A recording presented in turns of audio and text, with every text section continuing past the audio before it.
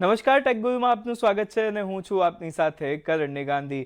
આ અઠવાડિયે આપણે વાત કરવાની છે ટેક જગતમાં થયેલા મોટા ફેરફારની અને અપડેટ્સની। તો ચલો શરૂ કરીએ ટેક ન્યૂઝ સાથે।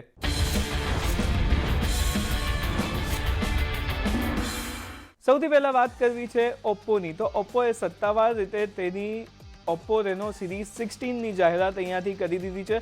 જો કે આજે તમામ ડિવાઇસીસની જાહેરાત કરવામાં આવી છે। અત્યારે તો ચાઇનામાં થઈ છે। 25 મે આજે તમામ જે પ્રોડક્ટ્સ છે તે ચાઇનાના માર્કેટમાં લોન્ચ કરવામાં આવ્યા છે। કયા કયા પ્રોડક્ટ્સ છે તેની વાત કરી લઈએ તો ઓપ્પોએ પેડ 6 એટલે કે તે તેનું ટેબ્લેટ છે, ઓપ્પો એન્કો એર 5S તેના ઇયરબડ્સ છે અને એક નવા સેલ્ફી એક્સેસરીવાળું એક ડિસ્પ્લે છે તેની પણ અહીંયાથી જાહેરાત કરી છે જેનું નામ છે ઓપ્પો બબલ। એટલે આ જે અમુક પ્રોડક્ટ્સ છે તે સત્તાવાર રીતે હવે ચાઇનામાં લોન્ચ થઈ ગઈ છે। ભારતમાં ક્યારે આવશે તે આપણે જોવાનું રહ્યું, પરંતુ ચાઇનામાં તો લોન્ચ થઈ ગઈ છે અને દેખાવમાં તો ખૂબ જ આકર્ષક લાગે છે।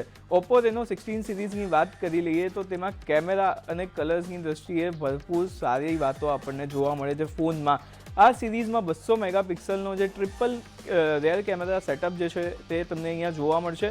ઓપ્પો રેનો 16 પ્રો મોડલ જે છે તેની વાત કરી લઈએ તો અહીંયા તમને હાર્ટબીટ સ્ટાર, ડ્રીમ બ્લુ અને મૂનલાઇટ બ્લેક આ 3 કલર ઓપ્શન પ્રોનું જે વર્ઝન છે ત્યાં જોવા મળે છે।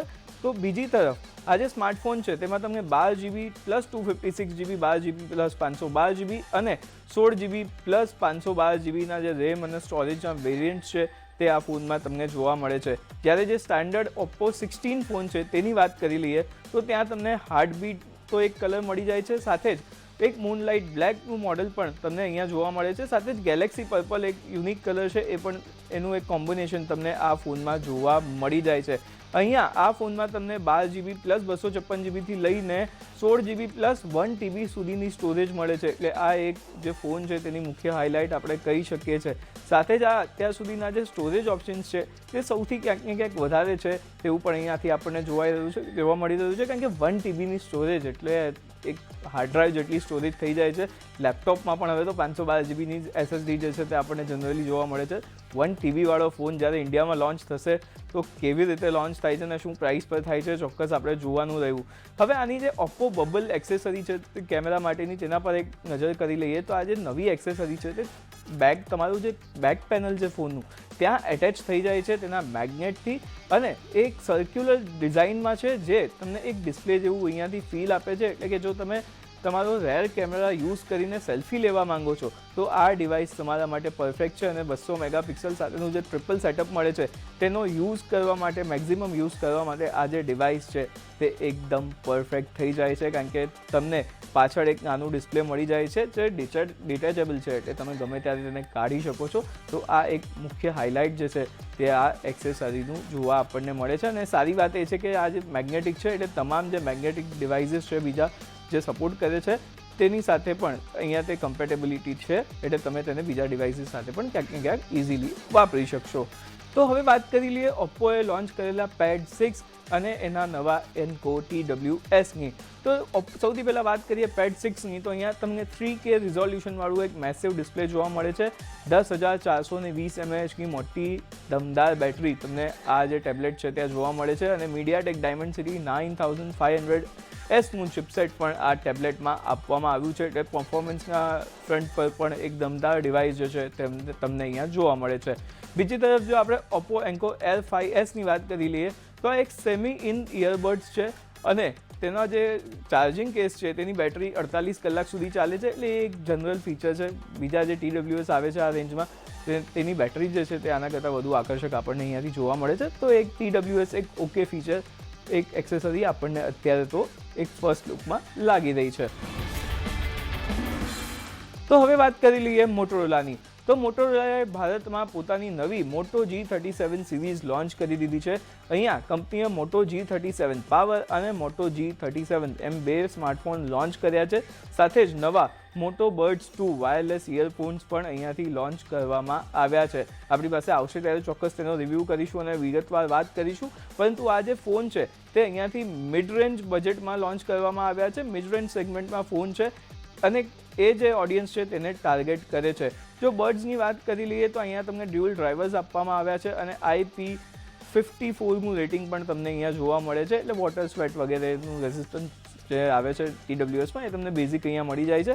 સાથે જ 55 dB સુધીનું જે ડાયનામિક એક્ટિવ નોઇઝ કેન્સલેશનનું ફીચર છે તે પણ તમને આ TWSમાં અહીંયા જોવા મળે છે, અને એક હાઈ રિઝોલ્યુશન ઓડિયોનો સપોર્ટ પણ તમને આ TWSમાં મળતો જોવા મળે છે. સાથે જ કંપનીનો દાવો છે કે આ એક સિંગલ ચાર્જ પર 11 કલાક સુધીનો પ્લેબેક ટાઈમ જે છે તે આપે છે, અને ચાર્જિંગ કેસ સાથે જો કુલ પ્લેઆઉટ ટાઈમની વાત કરીએ તો 48 અવર્સનો ટાઈમિંગ જે છે તે તમને અહીંયા મળે છે, એટલે કે બેટરી પણ એક ઠીકઠાક આપણને અહીંયા જોવા મળે છે. એટલે જો તમે સામાન્ય યુઝર છો તો અઠવાડિયા સુધી આ બેટરી તમને આરામથી ચાલવાની છે. ચાર્જિંગ કેસમાં પણ તમને IPX2નું રેટિંગ મળે છે, એટલે ડબલ રેટિંગ તમને સેફ્ટીના સ્ટાન્ડર્ડ્સ અહીંયા તમને જોવા મળે છે. તો આ એક ખાસ વાત TWSની ચોક્કસ છે. કિંમતની વાત કરી લઈએ તો 3000 રૂપિયાની કિંમત જે છે તે અહીંયાથી રાખવામાં આવી છે, અને મલ્ટિપલ કલર્સ પણ તમને અહીંયા જોવા મળી જાય છે. ફોનની વાત કરી લઈએ, ત્યાં કયા સ્પેસિફિકેશન મળે છે તેના પર એક નજર કરી લઈએ તો આ સ્માર્ટફોનમાં તમને 6.7 ઇંચનું ડિસ્પ્લે આપવામાં આવ્યું છે, જેમાં 120 હર્ટ્ઝનો રિફ્રેશ રેટ પણ તમને જોવા મળે છે. પીક બ્રાઇટનેસની વાત કરું તો 1050 નિટ્સની પીક બ્રાઇટનેસને પણ આ જે સ્માર્ટફોન છે તે સપોર્ટ કરે છે. ફોનમાં તમને ગોરિલા ગ્લાસ 7i પ્રોટેક્શન પણ મળે છે. આ ફોનની સૌથી મોટી હાઇલાઇટ છે તેની બેટરી. અહીંયા તમને આ ફોનમાં 7000 mAhની એક મેસિવ બેટરી જોવા મળે છે, જે આરામથી 1.5 થી 2 દિવસના યુઝ માટે ઇનફ છે. તો એ બેટરીના ફ્રન્ટ પર આ ફોનને ફૂલ માર્ક્સ છે. હવે બેટરી મોટી છે તો તેના માટે એક ફાસ્ટ ચાર્જિંગનો સપોર્ટ પણ તમને અહીંયાથી મળે છે. ફોન સાથે તમને 33 વોટનું ફાસ્ટ ચાર્જિંગનો સપોર્ટ અહીંયાથી મળી જાય છે, એટલે એક ખાસ વાત. બેટરી અને પાવરની જે વાત છે આખા ફોનમાં એ ખૂબ જ શાનદાર સ્ટોરી અહીંયાથી જોવા મળે છે. ફોનમાં પણ તમને IP64નું સ્પ્લેશ રેઝિસ્ટન્ટનું જે રેટિંગ છે એ જોવા મળે છે, એટલે નાનો મોટું કોઈ વોટર કે સ્વેટ થાય છે કોઈ તકલીફ નહીં આવે, ઇઝીલી ફોન વાપરી શકો છો, અને મિડ રેન્જમાં આ બધું તમને મળી રહ્યું છે, તો એક ખાસ વાત ચોક્કસપણે તેની કહી શકાય. પરફોર્મન્સ અને કેમેરાની વાત કરી લઈએ તો પરફોર્મન્સ માટે તમને અહીંયા MediaTek Dimensity 6400નું પ્રોસેસર આપવામાં આવ્યું છે, જેની સાથે તમને 8 GB સુધીની રેમ અને 128 GB સુધીના જે સ્ટોરેજ વેરિયન્ટ્સ છે તે પણ મળી જાય છે. આ ફોનમાં Android 16 based hello UI run કરે છે, જે મોટોરોલાનું પોતાનું UI છે, આપણે સૌ જાણીએ છીએ, અને Android 17 અપગ્રેડેબલ છે, અને 3 વર્ષના સિક્યોરિટીના અપડેટ્સ પણ જે છે તે અહીંયાથી કંપની ચોક્કસપણે આપશે તેવું કંપનીએ પ્રોમિસ કર્યું છે. કેમેરા સેટઅપની વાત કરી લઈએ તો આમાં તમને 50 મેગાપિક્સલનો રિયર કેમેરા મળે છે, અને 8 મેગાપિક્સલનો ફ્રન્ટ કેમેરો જોવા મળે છે. સાથે સ્ટીરિયો સ્પીકર્સ, ડોલ્બી એટમોસ્ફિયર અને હાઈ રિઝોલ્યુશનનો એક ઓડિયો છે તેનો પણ સપોર્ટ આ ફોનમાં તમને જોવા મળી જાય છે. તો ઓવરઓલ જેટલા ફીચર જોઈએ એના કરતાં મિડ રેન્જ માટે તો વધારે જ ફીચર આ ફોનમાં આપણને આવતા જોવા મળે છે. ફોનની કિંમત અને અવેલેબિલિટીની વાત કરી લઈએ તો મોટો G37 પાવર 4GB પ્લસ 128 GBનો જે વેરિયન્ટ છે તેની લોન્ચ પ્રાઇસ 15,999 રૂપિયા રાખવામાં આવી છે, જ્યારે 8GB પ્લસ 128 GBનું જે વેરિયન્ટ છે એની પ્રાઇસ 18,999 રૂપિયા છે. મોટો G37ની વાત કરી લઈએ તો અહીંયા 4GB પ્લસ 64 GBનું જે વેરિયન્ટ છે તે તમને મળી જાય છે 13,999 રૂપિયામાં. તો આ જે લોન્ચ છે તે થઈ ગયું છે ને 25 મેથી ફ્લિપકાર્ટ પર અને મોટોરોલાની જે ઓફિશિયલ વેબસાઇટ્સ છે ત્યાંથી તમે આ ફોન જે છે તે ઓર્ડર કરી શકો છો. આ અઠવાડિયાના વધુ એક મોટા અપડેટની વાત કરી લઈએ, લોન્ચની વાત કરી લઈએ તો એ લોન્ચ આવ્યું છે એમેઝોન તરફથી. એમેઝોને ભારતમાં પોતાની all new fire TV stick HD launch કરી દીધી છે. કંપનીનું કહેવું છે કે આ અત્યાર સુધીની સૌથી સ્લિમ અને ફાસ્ટેસ્ટ HD સ્ટ્રીમિંગ સ્ટિક છે. સાથે જ આની કિંમત માત્ર 5,000 રૂપિયા રાખવામાં આવી છે. પરફોર્મન્સ અને ડિઝાઇનની વાત કરીએ તો નવી જે ફાયર સ્ટિક HD લોન્ચ કરવામાં આવી છે એમેઝોન તરફથી, તેને અગાઉની જનરેશનની સરખામણીમાં એવરેજ 30% ફાસ્ટ પરફોર્મન્સ ઓફર કરે છે તેવું કંપની દાવો કરી રહી છે. સાથે જ આમાં કુલ HD સ્ટ્રીમિંગ સાથે તમને HDR10+ સાથે બ્લૂટૂથ 5.3 અને Wi-Fi 6નો સપોર્ટ પણ આ ફાયર સ્ટિકમાં તમને જોવા મળે છે, જેથી સ્લો ઇન્ટરનેટ કનેક્શન સાથે પણ તમે એક સારો એક્સપિરિયન્સ સ્ટ્રીમિંગનો લઈ શકો છો. એ એક કંપનીનો દાવો ચોક્કસપણે અહીંયાથી જોવા મળે છે, અને ફીચર પણ વધારીને ચોક્કસપણે કંપનીએ આપ્યા છે. ડિઝાઇનની દ્રષ્ટિએ વાત કરી લઈએ તો આ ફાયર સ્ટિક જે છે તે ટીવીની રેન્જની સૌથી સ્લિમ અને સ્ટ્રિક ફાયર સ્ટિક છે તેવું કહીએ તો એમાં કોઈ પણ ખોટી વાત નથી, કારણ કે એની સાઇઝ જે છે તે ખૂબ જ કોમ્પેક્ટ છે અને ફિઝિકલી પણ એકદમ નાની ચિપ જેવું આ છે તે જોવા મળે છે અને ઇઝીલી તમારા પોકેટમાં કે બેગમાં આવી જાય છે, તમે ઇઝીલી કેરી પણ કરી શકો છો, એટલી નાની ફાયર સ્ટિક્સ છે. પાવર અને ફીચર્સની એક વાત કરી લઈએ તો એક રસપ્રદ ફીચર એ છે કે હવે આના માટે તમારે એક અલગથી વોલ માઉન્ટની જરૂર નહીં પડે. આ એક કોઈપણ ટીવીમાં જ જે છે તે એટેચ થઈ જશે.